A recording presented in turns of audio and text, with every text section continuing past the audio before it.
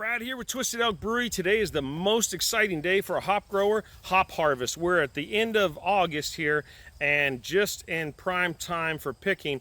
And you might wonder, how do you know when it's time to harvest? Well, I'm going to go over a few things with you. First of all, we know we're in August, so this is about the time I know that harvest is ready, so you got to start watching these really close. I watch them week to week, and when it gets closer, day to day, because it goes from needing to harvest to completely losing your hops within days. So if you're not on top of it, you could actually lose your hop crop. Another indicator is analyzing the hop cones themselves. You can look at the size, and it goes really quick from real small cones into these big luscious cones. So when you start seeing these cones develop and get really full and fluffy, you know that it's getting closer to harvest time. Another good indicator that the hops are ready to pick is analyzing the cones.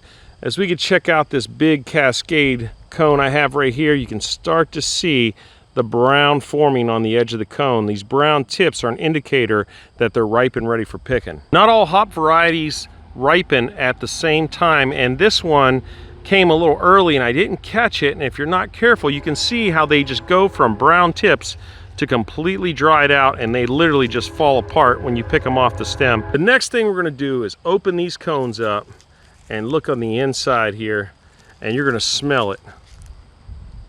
Oh man, you can just smell the difference. Like when they're ripe, you can actually take them, crunch them up in your hand. A lot of people do.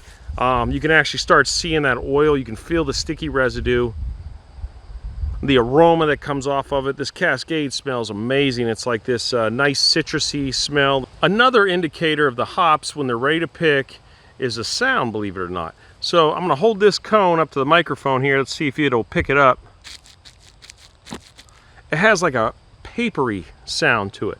And when they're still moist before they're ripe, they kind of sound more squishy, if that makes sense. And as they start to develop, you get more of like a papery sound to it. So this one has that nice papery sound. Now that we've determined that our hops are ready to pick, we're going to go ahead and cut these bines down and harvest them on the tables. It's a lot easier to do that way. However, you got to be careful because you don't want to cut the bine all the way down to the base. You want to leave as much leaf material as you possibly can so that it has energy to suck down in the root system for storage and to get through the winter and develop the underground root system. So what we're going to do here is go as high as we possibly can on the bine where the hop bundles really start to form. And we're going to cut right there and reattach the bine to a lower bracket. As you can see here, the hop bundles don't really start until about 5-6 foot up. So that's where we're going to cut, and then we're going to reattach it to this lower board. And this is pretty much what we put this lower board here for, is so that we can reattach this and leave these leaves here so that it can deliver energy into the root system.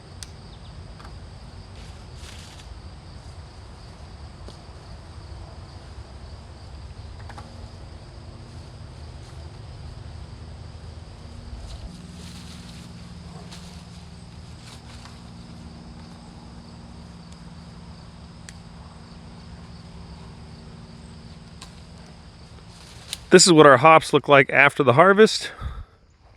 This is what harvesting hops is supposed to look like. Cheers, brother. Cheers.